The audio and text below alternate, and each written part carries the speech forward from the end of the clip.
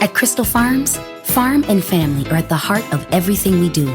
It's why we source our dairy from family farms across the Midwest, and why we're proud to have a place on family dinner tables all over the heartland. For any family that cares about giving the best to those close to them and the farmers who help put food on all of our tables, we proudly offer Crystal Farms cheese. Crystal Farms, for farm and family. Learn more at crystalfarmscheese.com. When it comes to quality sleep, Ashley has you covered with top mattress brands at winning prices and with special financing options available. You can snooze now and pay later. Plus, your mattress purchase helps give the gift of better sleep to children in need and U.S. Special Operations Forces. Visit your local Ashley store or shop online today and make every snooze count. Financing is subject to credit approval. See store or ashley.com for details.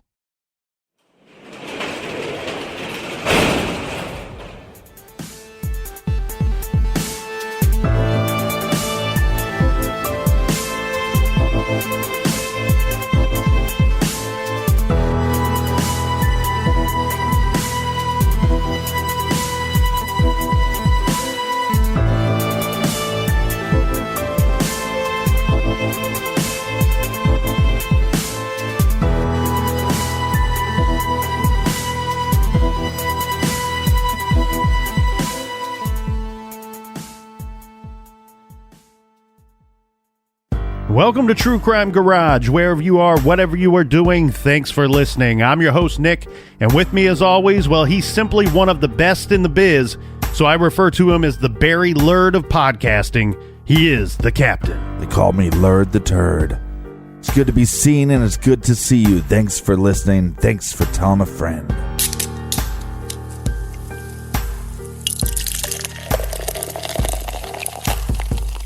Today we are drinking War Elephant by the fine people over at Rushing Duck Brewing Company. Garage grade 3 3/4 bottle caps out of 5. War Elephant is a double IPA. It's hoppy, malty, and I would say light citrus notes. And as one might expect from the powerful name, it is a powerful beer, big flavor, and a high ABV. This powerful brew is brought to you by this powerful crew. First up, we have Alex, and we are going to say that Alex is in parts unknown, which is very fitting because Alex is a truck driver. We have a lot of truck drivers that listen to the show, and Alex says our little garage show makes the miles fly by. So shout out to Alex and all the trucker friends out there. Stay safe on the roads, my friends. And in real parts unknown, we have Christy, who says each day she does some garage time because there's nothing like a little homicide story and the captain to get you through her day. Or get her through her day. Call me, girl. Call me. And in the Bronx, we got Michael. Big shout out to you, Michael. And in that state up north, we have Rachel in Grand Rapids, and we also have Jill from Holt. And a big we like you jib to Gia in Lakeland, Florida. And a cheers mates to Steven from Suwanee, Georgia. And last but not least, a shout out to David in the CSL Knoxville night shift. Yeah, and a big shout out to anybody rocking the night shift. So thank you, everybody, for all the cold beers for this week's show. If you want to help us out with next week's show, go to truecrimegarage.com and click on the donate button. And that's enough of the business. Gather around. Grab a chair. Grab a beer. Let's talk some true crime.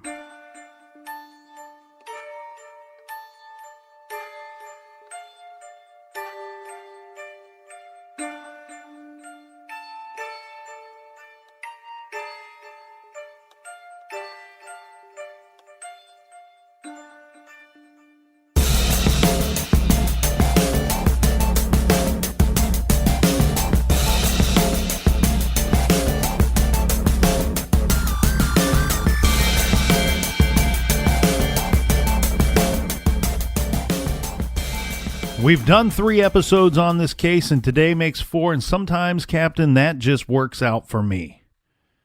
It works out well for me, well for my ostrich brain that I'm walking around with, right? Mm-hmm. So sometimes, in most of the case, this is the scenario that we cover a new case each week. So we have but 5, maybe 7 days to research it all, work through it, record it. It's like a damn tornado. Mm-hmm. Well, these 4-part cases are a little different. We get just about 2 weeks to kind of tear through them and maybe see what's going on a little clearer. So when we are provided with that luxury, I like to kind of take a look at it and form an opinion after I've digested as much information as I can.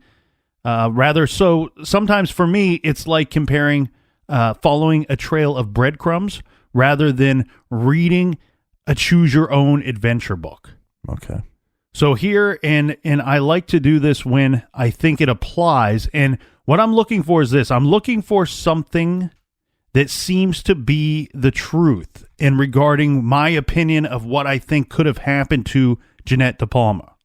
So going back to our victim here, and as we discussed our victim, what kind of person is she? Was she a wild child or was she a good girl? We heard everything all over the shop there, right? The witnesses, as we said, all over the shop when it came to her character and her personality. Yes, a lot of speculation. Then when we get to where she was last seen, walking, and then some dispute about whether she went to a house or not. Mm-hmm. So I want to get into some things that I found a little strange, and when it boils down to maybe what Jeannette was up to on that day, on that day that she went missing. So what can we learn by her behavior from what witnesses has told us? From what people have told us she was planning to do that day. The first thing we hear is that she was going to go to a friend's house. But the way that it really boils down, Captain, is that it sounds to me like she was trying to get out of going to the friend's house. She woke up that day. She called her friend. She was supposed to be there in the afternoon, and she said, you know what? She told her friend, I can't go to your home. My mother will not let me. I have some cleaning and some chores that I'm supposed to do, so therefore I will not make it. Later, her friend says, well, no, we've set up these plans with these boys, and I only set up these plans because you told me you were going to be here, so you have to figure this out. You have to be here. She says, okay, I'll hitchhike a ride. I'll hitch a ride and make it to your house. I'm doing a little assuming here, Captain, but I'm assuming she was trying to ditch her friend because then she tells her mother that she is going to said friend's house. Right. Mother grants her permission all of a sudden. And the mother, she even offers her to give her a ride to that friend's house. Yeah. And Jeannette says, no, it's a nice day out. I'm going to walk and I'm going to go to the train station. Then we see Jeannette asking her sister if she would like to walk with her, stating to her sister that she was going off to see a boy. And her sister recalls even the name Tommy, but knows nothing else of this boy or this person named Tommy. The sister says no and has plans of her own and won't be walking with Jeannette that day. From there, Jeannette phones another friend looking for, and this part is not clear, but either looking for a ride from her friend or for her friend to accompany her on foot. Regardless, she didn't seem to be looking to go alone to me, wherever she was heading that day. And the thing that I strongly question here is Jeanette's intent. Was she really planning to go to her friend's house? She failed at the attempt to cancel those plans, tells her sister that she's going somewhere else, and then turns down a very convenient ride from her mother. If you're in a hurry to get to your friend's house that day, you take the ride from your mother. Right. If you might be going somewhere other than where you told your mother you don't take the ride. You were going, you turn down the ride. I think we might be looking at a strong possibility that she either had other plans that day that we are unaware of, or she wanted to go visit somebody else other than that friend, maybe even a boy. Right. If she did have plans to go out, I really wish someone could come forward or someone could piece together where and with whom those plans were to be. Yeah, but you can speculate a little bit. I mean, based off what the sister said.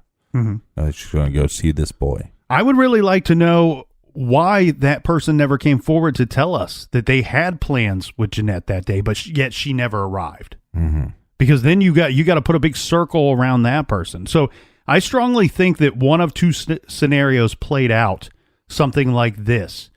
She went somewhere and met someone, and they spent some time together that day, and she went off walking to God knows whose house. But while walking, she accepted a ride. Now, here's my thought on this, Captain. Whether she went searching for a ride or whether she accepted a ride. In my opinion, this would be from someone she knew or from someone that she may have wanted to know. Mm-hmm. And I throw that in there for a couple of reasons, okay? One thing that we heard about Jeannette when we talked about her personality and her victimology, let's say, was there was a big question about hitchhiking. There was half the people said she would never hitchhike. We hear her tell her friend she was going to hitch a ride that day. Then we have the other people saying, yeah, it was pretty common. You know, we did it, she did it, everybody did it.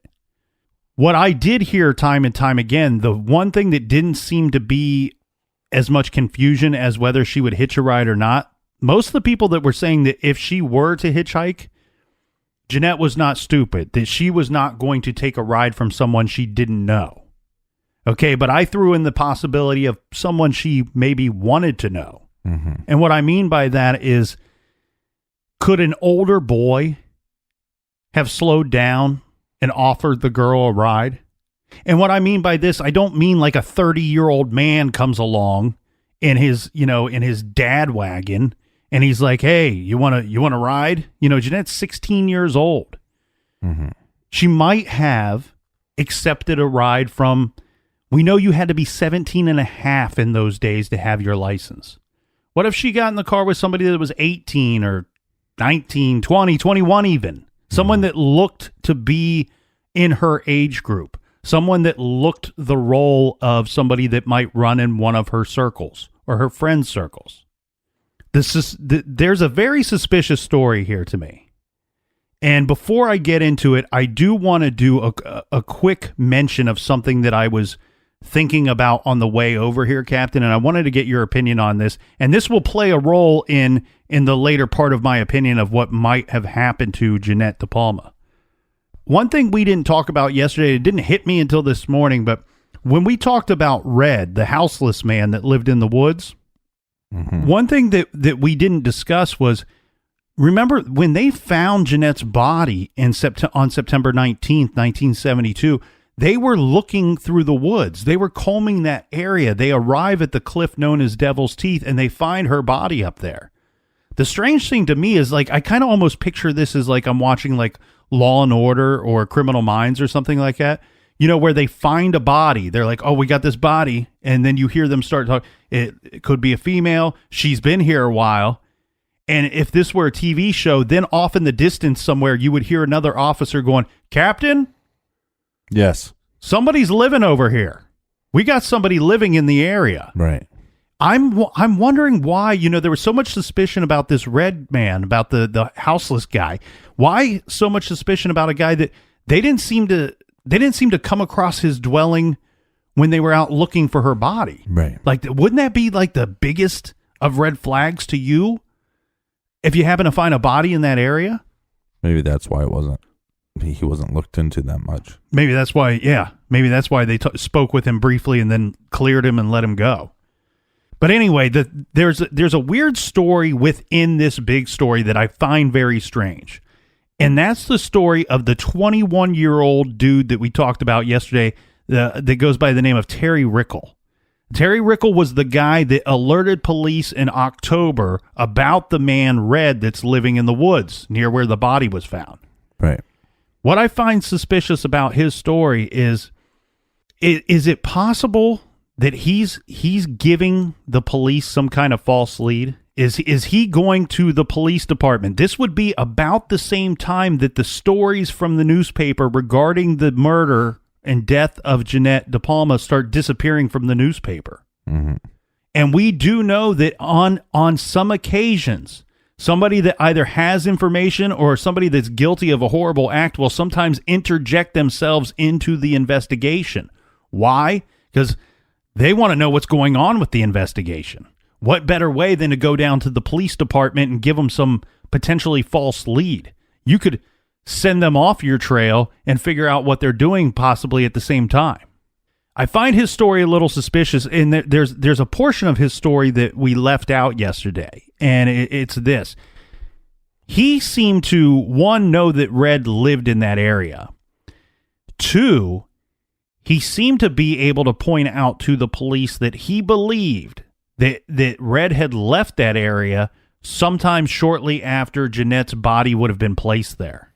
Mm-hmm. His reasoning for knowing about Red and for knowing about, knowledge about the area and maybe even Red's timeline is this. He states that some of his friends would on occasion spy on this Red character. And the reason why they would spy on him is because sometimes, remember, he was getting paid in cash. And a lot of times he would come back to his little campsite, let's call it, and he would bury the cash or he would hide his money in different places. And supposedly these, I don't have the ages or the names of these guys that he tells this story about to the police. Mm-hmm. I'm assuming they're roughly his age. So let's say men, that they would be over the age of 18. That these guys are watching this Red guy hide his money. And then when he goes off to work, or when he's not in the area, sometimes he would go grocery shopping, they would come up and steal his money. Possibly a reason why he left the area. Yeah, very good point. If somebody keeps showing up while you're gone or in the middle of the night and stealing your money, you might leave the area just for that purpose. The thing I'm getting at is I don't know how much suspicion or how much shade to throw on this Terry Rickle. Maybe there's none that needs to be thrown on him at all. I'm just getting at that I find his story a little suspicious, and I'm also wondering if the police, upon hearing his story and hearing the detectives hearing his story, now we know they followed the Red angle, mm-hmm. and they started looking into that, and they started looking for this man known only by the name of Red. I'm wondering how much they checked into this Terry Rickle guy or his friends. And furthermore, if Terry Rickle knows so much about the area, about that specific area where her body was found, and his friends are on occasions watching the area, how come they didn't see anything suspicious? How come they didn't have anything more suspicious to report about this? I find the whole story either made up. Maybe it's just made up. Maybe he had some reason to not like this Red guy, or maybe he was just scared of this guy that lived in the woods, and he kind of goes, "Oh, I read in the paper they found her body there. I think that's where that guy lives." Maybe it was just something. Maybe it's something as loose as that, or or a lot of people can't understand other people's lifestyles, so they treat them like they're less than human when it's just a different choice of lifestyle. Yeah, or maybe it's something more sinister to inject yourself into the investigation, try to figure out what direction the investigation is taking, and maybe even provide them with some kind of false lead. Well, and there's some speculation that she got in a car with somebody that maybe she knew, right, or was an acquaintance of. And so is there any evidence that she knew this Terry Rickle? Well, there was speculation that she would only get into a car of somebody she knew. And I actually believe that she got into a car, whether she was offered a ride or was asking for a ride, and I do believe it was probably somebody she knew. Now, there is no proof, there's no evidence to suggest that she knew Terry Rickle or did not know him. We don't know this. And just find his story pretty fishy. Well, I just really, I find his story questionable. To the point where I just wanted to offer that up for food for thought, as food for thought. I don't necessarily, was he involved or was his friends involved? It's possible, but it's probably not super likely when you look at the whole spectrum of things. Right. Now, the reason why I think that she knew she would only get in the car with somebody she knew or got into the car of somebody she knew is this, because of where her body was found. She's found on top of this cliff, and we have investigators, we have detectives and police officers that found her that day that were part of the search that said that they had slipped several times when they tried to make it up to that cliff, that they had fallen, that some of them couldn't even make it to the top of that cliff. Right. And then when they removed her body from there, the fire truck had to come in and park itself at the base of the cliff and shoot the ladder up. To use the ladder and form this weird, almost kind of conveyor belt of getting her out of there. Mm-hmm. They had to put in lots of man hours in time Right, to so getting her out of there. What you're getting at is that it would be hard for somebody to carry her up there. it's hard for somebody to kill her than carry her up there. I So, almost think that she went up there with willingly, somebody, Yeah. either somebody she knew or somebody she trusted. Things got out of hand. She followed somebody up there, and for whatever reason, I think that person probably strangled her and left her there. And I think the reason, a big portion of the reason why this has not been solved is there's actually, I believe, many reasons why this has not been solved. And the first one of those is, I would state that they didn't investigate her disappearance. Remember, it was reported as a Runaway. and we don't know if it was the parents that reported it that way or the police. Right, because the parents changed their story on that as well. And the police say that it was the parents that called it in as a runaway. However, we see another case. Yes, it's in another county, but it's the same time period of a family calling in their daughter missing, and the police are the ones that said, no, she's a runaway. Right. So this could have happened in Jeanette's case. And the problem with that is, and we got into this, it's a lot, Captain, you and I agreed, there's some similarities to this and to the serial case that was covered in their first season, where you're asking Adnan Syed's case, yeah. Thank you. You're asking teenagers to tell you their whereabouts and what they were doing and who they were with 6 weeks ago. They weren't really investigating Jeannette DePalma's case until after her body turned up 6 weeks and 1 day after she was missing. Yeah. If they would have treated it like a disappearance or an endangered disappeared case rather than a runaway, they would have been speaking to her friends the day after or 2 days after, and they might be able to tell you where they were, what they were doing, who they were with. Do you believe this crime is satanic or occult-like in any nature? No, I actually think that it probably just goes with the times, that it's, the early 70s. The thing is, with this whole satanic panic, one thing that people fail to recognize is a lot of this was brought about by Charles Manson and his crew. Yeah. Because when you hear this horrible story of these horrible people that went in to a home, and it's technically a home invasion. They go into this home and they terrorize and kill these people out in California, painting blood on the walls. That was the biggest news it's some of the biggest news of last century. Yeah. And to hear that, and that spreads across, it happened in California and it spreads across the Bible Belt and the news there and all the way to the East Coast. And then you have parents and police everywhere where they start to think, if it happened out there, this is the new wave of crime. This is the new wave of criminal. And all these teenagers with their long hair and they're all hippies and they're smoking drugs. This is what we're going to see in the future. And I think a lot of times when you had either teenage victims or teenage perpetrators of crimes, of murders and such, that all of a sudden Satan got involved. All of a sudden witchcraft got involved. And it happened for a lot of... in many cases in the 70s, and many cases in the 80s, and even up until the 90s. It's just something, I just don't see that being a piece of this case. And I think a large part of that is we don't know what happened to her, and she's found at a location called the Devil's Teeth.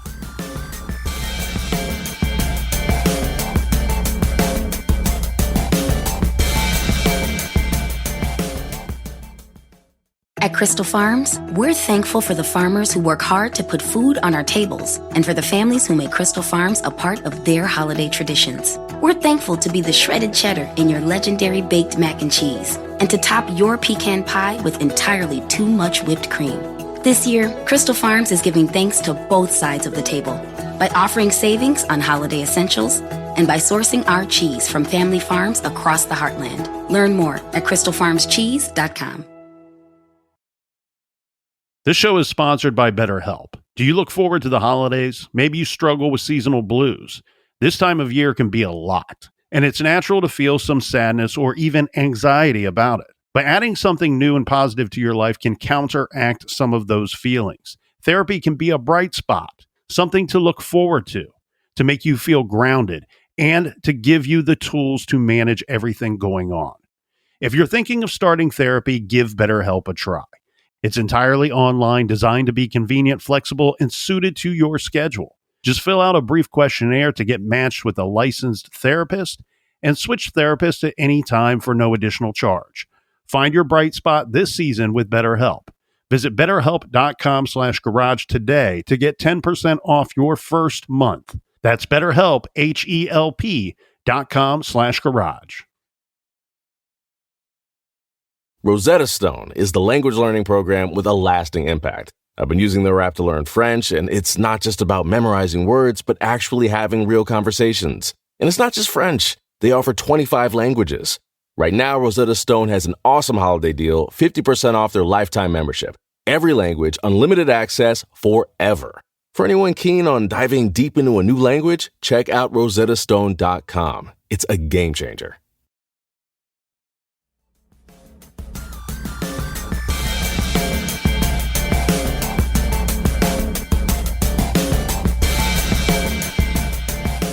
All right, we're back. Cheers, mates. And we're very happy to be with author Jesse Pollock.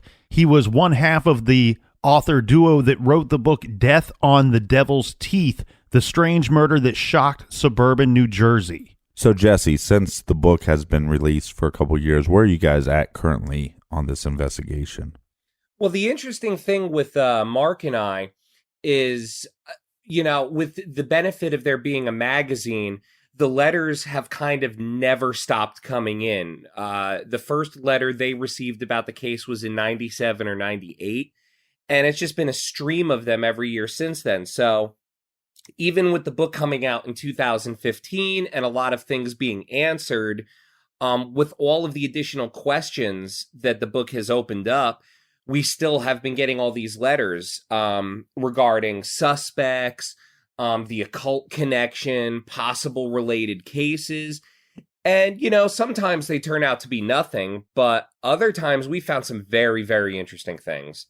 Talk about the letters, Jesse. What were some of the more interesting items that came out that were presented to you through these letters? One of the most interesting things that we've heard from a reader so far involves the supposed occult objects found around her body. Now, like you guys discussed in episodes 1 and 2, it's not really clear what was found around her, but the general consensus is there were sticks and stones. They may have been arranged. They might not have been. They may have just been a cross and some stones above her head. They may have been a trapezoidal perimeter of logs, that description appeared in the newspapers. So, assuming that newspaper description was true, the trapezoidal coffin-shaped perimeter, we just thought, okay, it's supposed to look like a coffin. And then we got an email from a guy about a year after the book came out, and he was saying, oh, I think you guys should know this. The trapezoid is the most satanic symbol in the Church of Satan. And I was like, I researched LaVeyan Satanism and even Hollywood Satanism, Satanism light, whatever you want to call it, all kinds of Satanism while writing Death on the Devil's Teeth with Mark. And I never saw the trapezoid come up. But then I did some digging based on what this guy said, and sure enough, there were interviews that LaVey gave in the 80s and the 90s where he does say that, the most occult object, shape, whatever, is the trapezoid. If you look at the back of the dollar bill, what do you see? A pyramid with the top cut off. That's a trapezoid. And basically, if you go through the literature that LaVey put out, it boils down to the shape of a trapezoid is used to open up a portal between the living and the dead, which, if you believe these sensational articles and headlines about Jeannette's murder being a satanic sacrifice, it does make sense that she would be laid out in a alleged portal between the living and the dead. So that was one that kind of made the hairs on the back of my neck stand up, because the whole time I was writing the book with Mark, it was, oh, it's just supposed to look like a coffin. That's, the big thing, the big spooky thing. Oh, it's coffin iconography. But then to get an email from someone and have it pan out that there is literature to back it up, that no, this shape is important in LaVeyan Satanism, and it's supposed to literally open up a portal between the realm of the living and the dead. I mean, it's really chilling to think of. There's a lot of fishy rumors about Jeannette's case files going missing. Can you talk a little bit about that? Well, yeah, that was the biggest thing in the whole lore of this case for years. It was the big shocking reveal. You know, anytime Mark would dig into the case back in the early 2000s, before he and I teamed up, he would always hit this brick wall of, oh no, you know, the Springfield police say the case file was destroyed when Hurricane Floyd rolled through in 1999 and flooded a great percentage of Union County. So, you know, we figured, okay, well, I guess the story kind of ends there with the files, you know. It's not uncommon to hear something stupid like that. Files are kept in a basement somewhere in a area that's prone to flooding. It's unfortunate. There were a lot of accusations and letters that the magazine got that it was a police cover-up, but these things do happen, so whatever, we soldiered on. And then halfway through writing the book, somewhere around 2013, 2014, we spoke with a retired guy from the Springfield Police Department who later worked in the Detective Bureau, and he told us straight up, oh, well, when I got to the Detective Bureau in the early to mid 80s, I asked for all of the cold cases so I could brush up, and 2 were missing. The Manoff murder, another unsolved murder in Springfield that was in, I think, 76 or 77, and the DePalma file. He goes, that file was missing as early as 1984. So, no, Hurricane Floyd did not destroy it. So then we had this kernel of hope.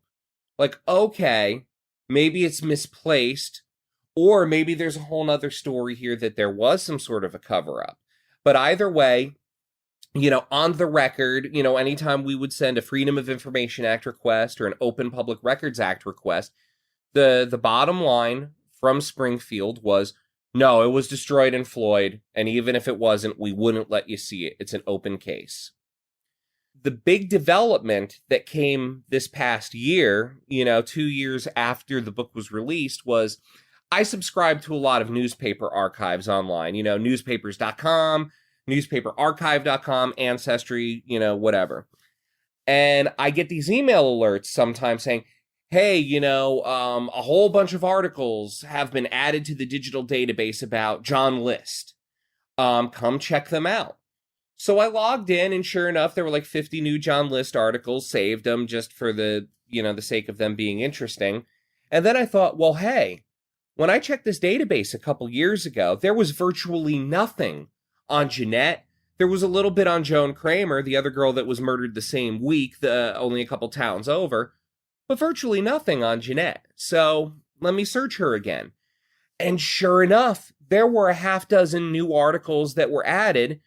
And there was stuff about Red, the guy in the woods. We found the correct spelling of his last name. It's Kira, not Kier. So now we have that alley to go down. And it mentioned this wanted poster for him that was drawn up, and it said something like 7,000 of them were distributed around Union County. And that was a big, big thing because, okay, if 7,000 of these were distributed around Union County, that means it's a public document.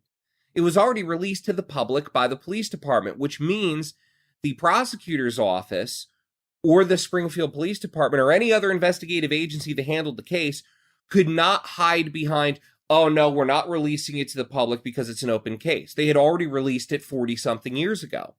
So I filed a brand new request, and within 3 weeks, they found the original wanted flyer and mailed me a copy. So it definitively proved that while, yes, maybe the case file that Springfield had was destroyed sometime in the 80s or the 90s, depending on who you want to believe, a copy still exists in the Union County Prosecutor's Office. And we've seen some interesting twists and turns since then. But either way, the bottom line is the files exist somewhere. And now it's just a matter of they won't let the public or journalists or anyone else for that matter see them. But there's also rumor that the Joan Kramer case files were missing as well. That was another strange development. I sent the Open Public Records Act request for them probably in 2013. And it's a different county that handled it because she was while she was found in Union, which is Union County jurisdiction, she disappeared from Essex County. So they treated it as a kidnapping first because she was picked up while hitchhiking. So Essex County Prosecutor's Office handles that case. When I sent them the Open Public Records Act request, they kept sending me every 2 weeks these letters saying, hey, hold on, we're still trying to find the file. You got to understand, it's 40-something years ago. We have a lot of different storage facilities. Hang in there, though. We're going to find it for you. And I got 3 or 4 of those. And then finally, probably like 5 months after I first, sent the request in, they came back and said, listen, we're so sorry. We checked every storage facility we have diligently. We checked our microfilm archives. We checked everywhere. We don't know where the file is. We're presuming it's lost or destroyed. Best of luck to you. So as far as original documentation or paperwork on the Kramer case, there's nothing. All we had to go on while chronicling it for the book was the interviews that we conducted with the people from the prosecutor's office from back then. We interviewed her brother and sister, people that knew the prime suspect in that case, and the newspaper articles. That was it. So even if, say tomorrow, someone walked into the police station in South Orange and said, I killed Joan Kramer, here's why, here's how, and here's something that proves that I did it beyond a reasonable doubt, they would have a hell of a time prosecuting it, if at all, because her files are missing from the prosecutor's office. That's the investigating body that would handle it should a arrest be made. So, I mean, I guess that case is dead in the water over there as far as they're concerned. And do you have any updates on the Joan Kramer case as far as what you're working on? Well, the interesting thing about that was, when we first talked to the siblings, they had mentioned, oh, well, there was this guy that was arrested for it a few years later. Did you guys know about that? And we said no, because we were not going digital with this until later. We were old-fashioned with getting the information for this case. I spent many hours, along with Mark, in various public library basements going through microfilm reels. And the Kramer case, much like the DePalma case, just kind of fizzles out at the end of 1972 on these reels. So, we figured, okay, well, I guess they never found anything else. But her family, Joan Kramer's family, told us, no, there was a guy arrested for it 3 years later, this guy named Otto Nilsson. He was an accountant living in Maplewood, which is the next town over from South Orange. He used to live in South Orange as well. And they eventually found an eyewitness that put him at the scene when Kramer got into a car hitchhiking. And they tried him for it. And I said, well, what came of it? And they said, well, the prosecution didn't do a very good job of presenting the case, and he went free. The jury, acquitted him. And I said, well, whatever happened to this guy? And she said, well, a couple years later, he held some doctors hostages at a VA hospital with a rifle, and he was, he was condemned to an asylum, and that's where he died. He died in a mental institution. So, we started looking into this guy, this specter of Otto Nilsson, and, as far as we could find, we could not find anything that put him in Springfield the day that Jeannette DePalma went missing, only a week before Joan Kramer, but we could not find anything that didn't put him there because he worked for himself. He was a certified public accountant. He ran his business out of his apartment, so he could come and go as he pleased. There were no employment records or anything like that to show that he could not have done it.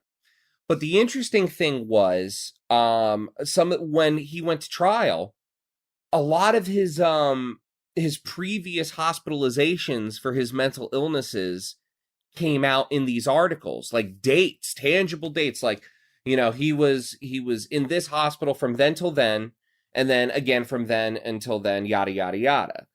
And when we put them on the timeline, we realized every time this guy was let out of a mental institution, girls would turn up dead in New Jersey, strangled, left face down in the woods. And then the killings would stop as soon as he got committed again. So he was a very, very interesting suspect that we worked with for years, and we considered to be the number one suspect for a time. And then after the book came out, I got a phone call from a prosecutor who used to work in Essex County, and he told me, he goes, "Hey, I just wanted to call you because I was picking up some summer reading for a little trip I was going on, and I'm in Barnes & Noble, and I see your book, and I go, oh, well, that looks interesting, and I'm flipping through it, I'm like, oh, wait, I worked this case, the Kramer case." And he goes, "Yeah, you mentioned Nilsson. Nilsson is a very interesting suspect, but I don't think he killed Kramer." And I'm like, okay, so there was another suspect. And he goes, "Oh, yeah, there were a couple other." And so he tells me all about this guy who had been arrested for picking up girls, hitchhiking, and, screwing with their cars, kind of like the Zodiac did in the Kathleen Johns case, and picking them up and raping them. One he was acquitted for at trial, another one he was convicted. So we had this other suspect that we were looking at, and then sure enough, when this new newspaper article dump came on newspapers.com, all these articles that were not available to us when we were writing the book, there's the guy. And all of this stuff mentioned about him being a suspect in the Kramer case.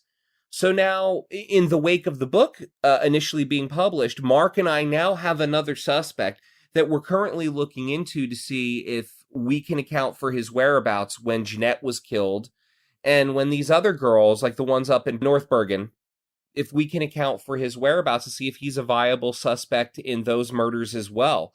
So, I mean, this definitely is not a situation where, oh, okay, the book's out, that's our take on it, we're done. The case has never stopped moving, and it's never stopped moving in incredibly interesting directions that can be backed up with the testimony of retired detectives who worked the case, or newspaper archives that we did not have access to, or case files that have suddenly been released to us. It's been incredibly interesting. So at the end of the day, do you believe Jeannette's murder was satanic in nature or a cult murder?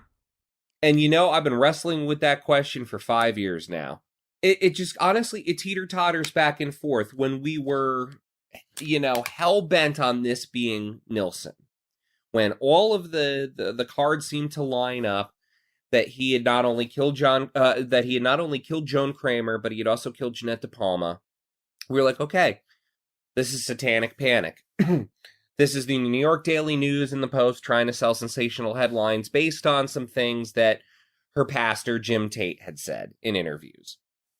That was kind of it for a little while. We're like, okay, it was an undiscovered serial killer and some, goofy sensational headlines. But then we heard from one of Jeanette's friends, oh no, there was a guy that used to pick her up when she would go hitchhiking. This guy, Mike. And I knew him. He was like a year older than me. And we went to the same high school. And there was a little bit of romantic interest there. And I had him over my house one time for a date. And he leaned in to kiss me and saw my crucifix and said, "No, sorry, I can't kiss you while you're wearing that. I'm a warlock." And he went on about how he had all of these occult beliefs. And she was like, "I know for a fact that Jeannette had gotten into his car a few times while hitchhiking." So I went back to Cindy, Jeanette's sister, and I said, "Hey, did a guy used to, an older guy at high school, guy with a muscle car, used to pick you and your sister up while you would hitchhike?" And she goes, "Yeah, it's this guy named Mike." So I'm like, oh my God, so this all lined up there, like, okay, well, let me see where this guy lived. And sure enough, he lived only 2 blocks away from the corner where Jeannette DePalma was last seen alive, the corner of Summit Road and High Point. So I could place him at the last spot she was ever seen alive. She went to the Blattis house. She asked for a ride. Donna's mother said no. And so was it conceivable then that she could have kept walking another 2 blocks and, either saw Mike or knocked on his door and said, hey, I really need a ride somewhere. And then something happened that resulted in her death? Absolutely. There was that we were going on for a while, and then we got the email about the trapezoid. And then on top of that, another strange thing happened. Right after the book was released, Mark and I, we went on a book tour in New Jersey, and all of these weird New Jersey readers just kept coming to us and going, when are you going to give us some more true crime? I read the book in one sitting, and, there's so many other interesting cases. Have you heard of this case in Franklin? Have you heard of this case in Trenton? All this other stuff. And so I said to Mark, I said, we've got like 40 issues to go through, to peruse through, where we've covered true crime here and there. Why don't we put together all of the best cases in one special issue? And he goes, yeah, do it up. So he gave me all of the issues that I didn't have, some of which were out of print. And for 2 months, I literally read every issue of We're New Jersey cover to cover multiple times, putting this thing together. And in one of the issues, I found a photograph. It sent a chill up my spine because I'm looking at this picture and the caption said, stuff left by devil worshippers in this reservation in North Jersey in the 1990s. And it was a trapezoidal perimeter of broken branches and logs and an arrangement of stones in the middle. And it looked exactly like the newspaper account of what Jeannette was found in. So, yes, Nilsson is still a suspect. And it is always the possibility that this was a serial killer or, perhaps something happened, an accident happened at a party and some kids left her in the woods and never said anything about it. That's a theme that's explored in my second book about the Ricky Casso case that's coming up in the fall.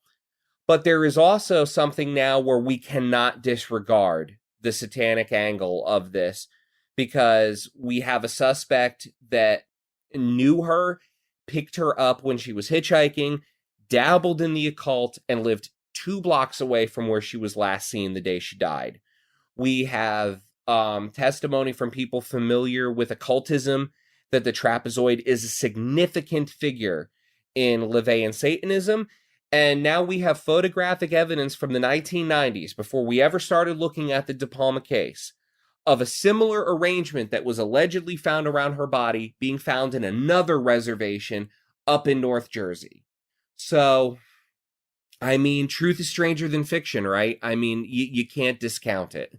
Jesse, I just wanted to take this time to thank you and your co-author, Mark Moran, for the wonderful book, The Death on the Devil's Teeth. All of your hard work in this investigation. This is certainly very well done, well put together. Yeah, it's great to shine light on a case. Well, hey, sure. And, thank you guys, too, because, this is a little book. It came out on a little indie press, Arcadia/History Press. And, now the word is getting out there to, this great loyal following you have. So hopefully we'll get some more tips coming in and, it will really shine a light on a case that was largely forgotten and some people say intentionally so. So if you want to, if any of you listening want to follow where we're at with the case, where we're going with it, at We're New Jersey on multiple platforms. We're New Jersey is on Facebook, Instagram, Twitter. And if you want to follow me, I'm at J Pollack Author, JPOLLACK Author. And I'm on Twitter and Instagram. And I'm posting updates as they come in. And if you want to pick up a copy of the book, it's on Amazon, Barnes & Noble. It's on the We're New Jersey website, weirdnewjersey.com. But yeah, wherever books are sold, it's Death on the Devil's Teeth. Well, thank you again for spending some time with us in the garage. Yeah, thank you so much, Jesse. Oh, no, and thank you so much for having me on and picking this case to talk about. It really means a lot.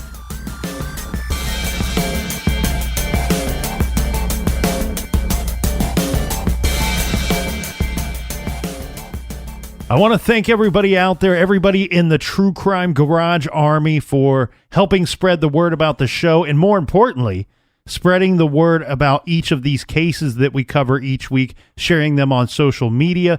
You know, the more eyes and ears that these cases reach, the better chance, the better hope that we have of someday providing a lead or solving one of these cases. Yeah, and we've been contacted by a lot of law enforcement and people that are working other cases that said, hey, because you covered this and because of your audience and because of your amazing listeners, we've actually got new leads to work on. Mm-hmm. And you know what's funny, Captain, is one of the things that we covered during this series, the John List case, Yeah. it was solved through crowdsourcing. Yeah. It was considered one of the worst crimes of that decade and solved after 17 and a half years through crowdsourcing. So it is possible, and we thank everybody for helping out the garage. We thank you for listening, subscribing, and telling a friend. All right. So it's time for me to tell them the big news.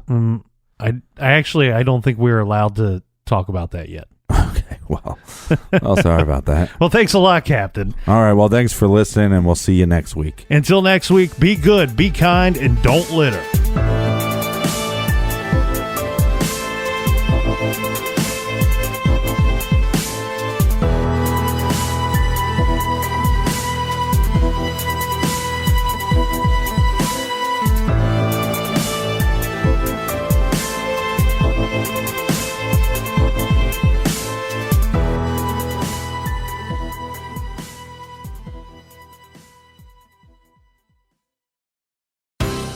At Crystal Farms, farm and family are at the heart of everything we do.